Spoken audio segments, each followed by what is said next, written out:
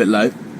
So if you from a technical point, if you look at the release point, so the left side isn't as strong as much, so it kind of leaks a little bit more, and the delivery becomes more vertical with the wrist pointing probably more towards fine leg on the point of release. Okay. So as you can see from the action, he's almost up at 12 o'clock or a little bit further over, and the release point of the wrist is actually pointing towards fine leg, whereas the outswinger will probably go the wrist pointing the opposite way and the fingers right behind the ball.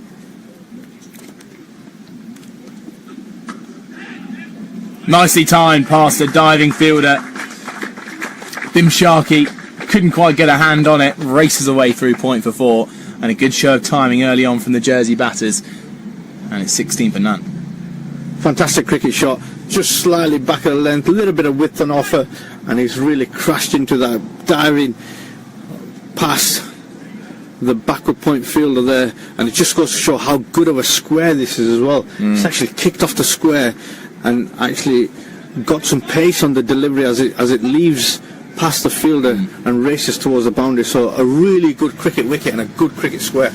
It's the sign of a great pitch when either you see a perfectly timed on drive where the ball just skips onto the bat, or just like that where you see a back foot punch go away with timing through the covers. Lovely shot from Googe. Carlisle now on strike, new over. Just looks to stay a little bit low and maybe even jag in there from Sampal Kami. It feels like his main method of dismissal that Kami's going for is the 4 men waiting in the cordon. Yeah, absolutely, and so it should be on a day like this with this kind of situation, but with this responsibility up front. You know, he's well into bowling inside the power play, taking the new ball, and he should be looking to hit them lengths as often as possible. Beautiful. Carline standing tall, whacking it away through the covers. Brilliant shot. Quite rare you see a cut shot go almost that straight. It's almost hit it through extra cover, beating mid-off on the left side. Really commanding shot from the Jersey opener. 20 for none. Yeah, looks really in control, really impressive shot. Back foot punch, like you say, a little bit of an unorthodox area to hit it into, but fantastic shot as it races away to the boundary. And they've got some work to do here, the Nepal guys. It's not as easy as the other night. Well, Jersey batters will know they'll just want to continue batting time though.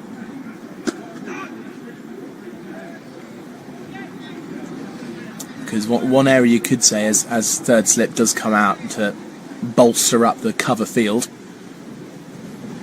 one thing you could say is they just maybe got slightly ahead of themselves on Monday. The Jersey batters got off to a decent start and then wickets started to tumble, so these still be looking to set a really solid platform this morning.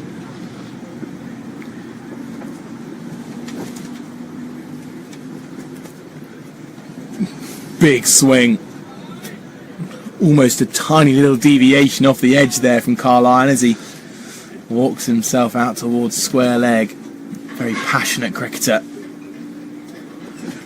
He would have felt that was there to be hit if it wasn't for the extra bit of swing from the breeze. Good bowling from Kami. Yeah, great bowling, putting in the right area, especially after leaking a boundary. Good comeback. And I don't mind this from Harrison at all. If that's in his area and he's quite positive to hit that, I don't mind showing that intent.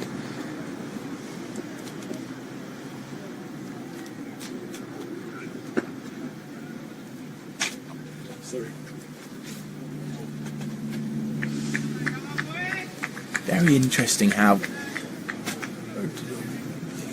just from an observer's perspective, sometimes the ball is coming onto the bat absolutely beautifully, and then sometimes we get hints of the latter period of the game on Monday where it is a little bit too paced, a little bit tricky to time.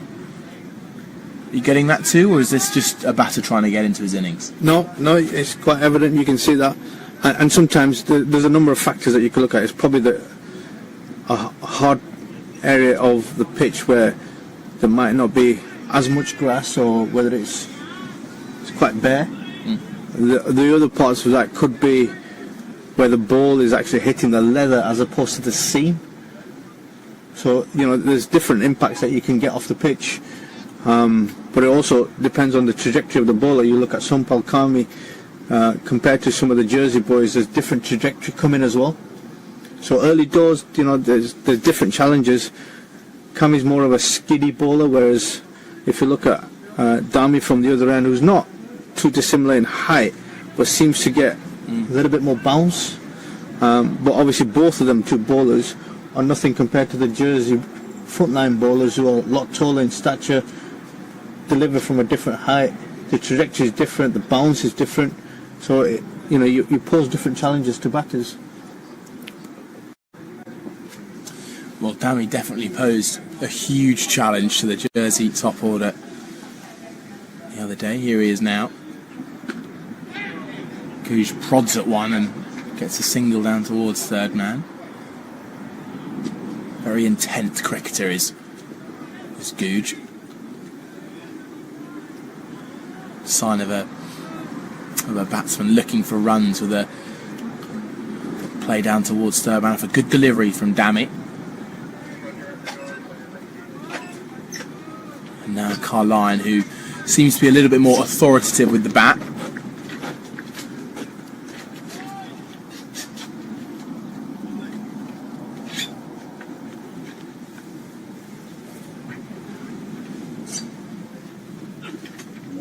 Beautiful delivery. Almost unplayable when Dami is bowling with such skill with the in-swingers and then able to pull out a delivery like that. Yeah, absolutely. Sign of a really, really good bowler. Lots of experience behind him, and got a real good skill set as well. Just squaring up Harrison there. But again, asking the right questions. You know, being relentless with his length and line that he's bowling, asking questions about the outside of the bat, and trying to bring his slips into play. Fantastic. Whip down towards fine leg. It's going to take a little bit of stopping, but Nandan Yadav does well out in the deep, preventing a second run. That's bread and butter for these two, isn't it? When the in-swinger just gets it wrong onto the hips and can whip it away for a nice and easy single. Yeah, and that often the danger is when you've done all the hard work and you release one that's just gone leaking down leg side. It's not a great sign for a bowler, but unfortunately, you know, they're the fine margins that you're playing with at this level.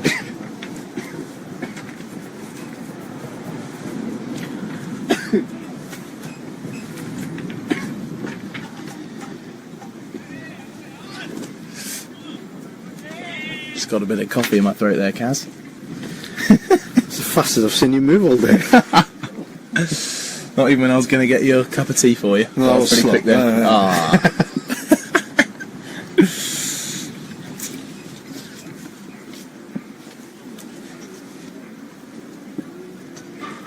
Yeah, both these two opening batters, when they're dismissed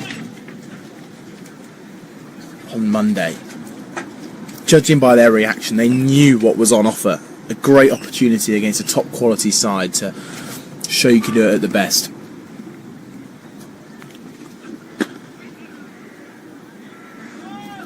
And Googe already looks a more confident batter. Just by the way he's transferring his way into his shot, just as we saw there in the practice shot he made. Yeah, and a subtle difference there. If again, from my perspective, you've got him out playing the short ball on the last game. It wasn't a convincing shot. It went straight to sort of short mid-wicket. Not really seeing the ball short enough to challenge him again. Because if you've got out with that delivery, I'd probably look to try and set him up again with that delivery and test it again, see if the pattern is there. There's a beautiful shot. Away through square leg. That's the gap we've mentioned already today. And it's almost a carbon copy of his boundary from Monday. But yeah, you're right. We saw Dami he's got a sneaky bouncer, doesn't he? And I wonder if that is almost part of the tactic, just to let Patrick Googe almost get comfortable on the front foot, and then that bouncer is more of a target ball than a real ploy when they're building them up consecutively. That's the end of the over, 26 for none. Yeah, absolutely. I think you're spot on there. You know, from a bowling perspective, and again, good tips for youngsters who are coming through. Try and set your bowler up with at least 2-3 deliveries. You know, try and get them in the right false sense of security in terms of what they're trying to do, and then set them up with a surprise package.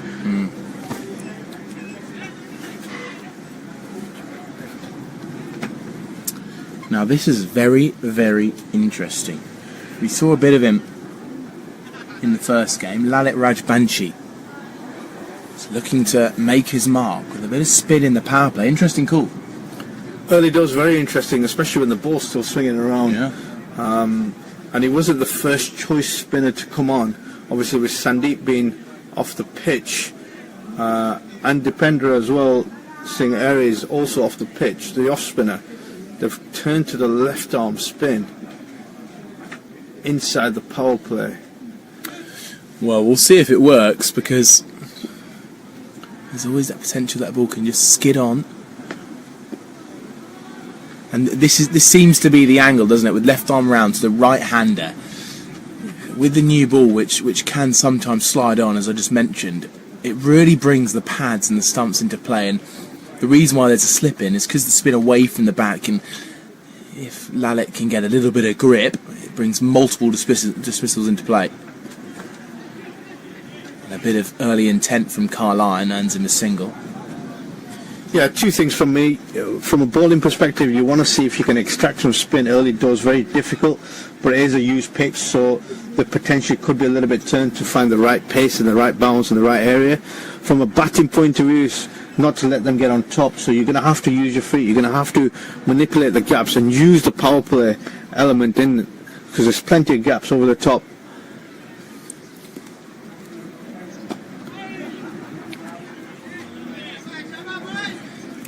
It's almost feels a bit of a tempter.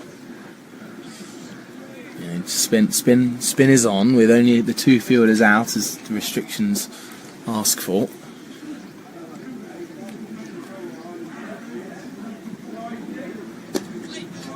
Although I think, you might have to help me out here, Kaz, I think I just see the 1 fielder out in the deep. Yes, out at deep square leg and long off, we've got our 2 deep men. Blending in with the crowd out there. There's a bit of grip then, taking the shoulder of the bat from Googe. It feels a good play, doesn't it, until these two start to get accustomed to it. So I wonder if it might be a slightly shorter spell. Yeah, and often captains might do that. They might go for 3 or 4 overs just to see if they can potentially extract some spin early doors, maybe just change the momentum of the batters, especially if they're getting accustomed to the seam a lot more on the pace of the wicket. Again, I do say it's a used wicket, and he started off really well there, Lalit. He's gone for the 1. He's bowled some good areas, good pace. If anything, I'd probably say just go a little bit quicker into the wicket. The flight of delivery might not be as effective, but interesting to see. End of the over then, 27 for none. And there's our early signs of the Nepal fans in. There you go, they've got the memo, they're on camera, giving us a nice wave. They'll be giving their side plenty of support. So we've got the opening bowler from last game, Karen KC, following alongside Lalit Rajbanshi for this first change. What sort of problems did Karen bring in the first game, Kaz? So quite similar to Barney from that end, relentless in terms of line and length. He'll obviously hit the splice of the bat hard. I would expect him. Drive on the up. Glorious shot from Carline. Brings plenty of appreciation from his teammates. And Karen starts with the full delivery. It's been put away. I was just about to say, I expect him to get into his stride quite quickly, but that's a loose half volley outside, off stump, hit through the extra cover region, and that was definitely, that looked very stiff and very, very slow. I thought you were going to say I was about to say that he might just lob up a wide half volley first ball. There he is, though. If only that was the first delivery. Yeah, he's a wily cricketer. He's obviously got a lot of experience. He's been around the circuit for a long time.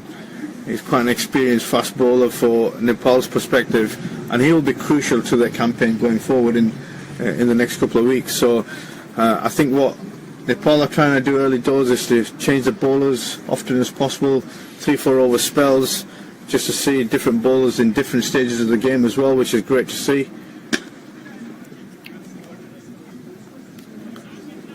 So you reckon the Rajbanshi decision to bring him on is just to almost test him out with a newer ball? Is that a ploy? Yeah, often on games like this, from a coaching perspective, I would probably try and throw different elements in there that might come up in the next tournament, where you potentially could be giving them time in the middle, but practice opportunities with the new ball. Might not be often that he does bowl with a new ball, so cover all bases, I would say. Getting attacked by a fly there, Kaz. It's a skill and an art. Launched away by Carline. Dropped short from Karen KC. And he's yet to quite get his radar sorted in his first over. And what we've seen from Carline is just how quick he is at pouncing on the short delivery. And he's been put away for 4, Karen. 35 for none. Yeah, didn't look like there was a lot of pace behind that. He's capitalised on the length, Harrison, very, very quickly into the vacant mid-wicket area, helped on by the breeze. Just the 2 slips in.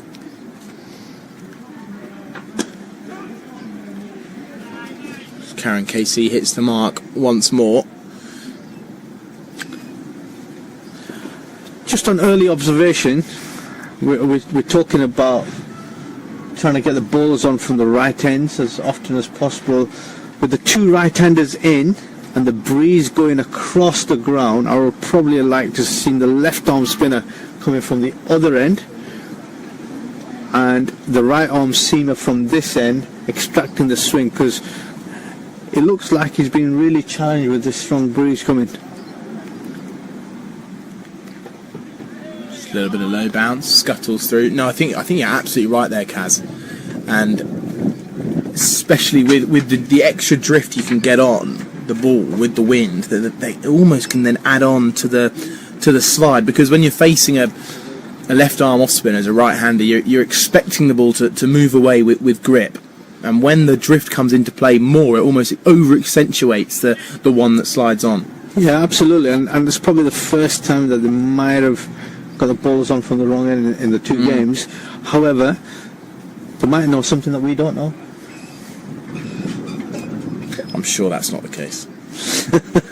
The A-team. Yeah, indeed. Googe then on strike. On 15, Harrison, they've set a good, solid stall out so far, these 2. Rajbanshi looking to turn the new ball. Just 8 overs in, 35 for none.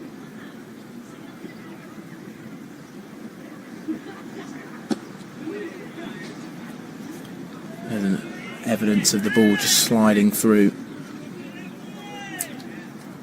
Just after this ball, Kaz, it'd be great to hear your thoughts from a spin bowling point of view. When both the variation of the ball sliding and gripping come into play, how much of an effect can the bowler have on that? Or is it simply you run up and bowl the same every time and it's the natural variation from the ball and the pitch? I think he can be very effective. A slight change in the grip, a slight angle change, from hitting in the crease, a release in, a difference in the slight trajectory, so the release on where you're coming from, the pace that you're putting on. There's lots of different variations spinners can bowl, and one thing that I encourage is, somebody who's worked with some quality spinners before, both at county level and international level, is to really work on all these repertoires as much as possible, because they're the tools that are going to help you, figure out. Slap down the ground. It's going to be a chase on. I just had to stop it with my foot. It's a brilliant shot there from Harrison. Bit of footwork. Is that village from me? Probably should have got down and done a good bit of fielding, right? The brown Swedes have put the plunk out and helped the fielder. Very good for you, that, Charlie. I think I've taken a bit of shine off the ball there. Have you just disturbed the regulations? Let's get the briefcase of balls out then. Brilliant shot though from Harrison. Lalit drops it short. And they think about a single on the fumble. I think it's a good throw there.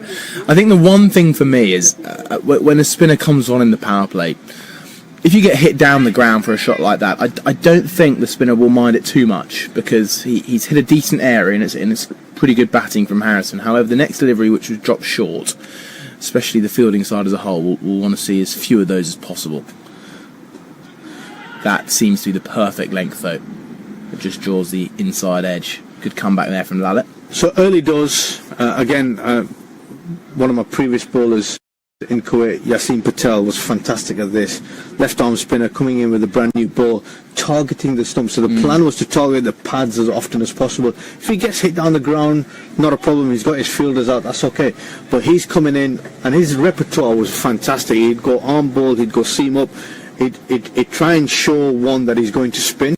But that, from a batting point of view, you just need to see some cues.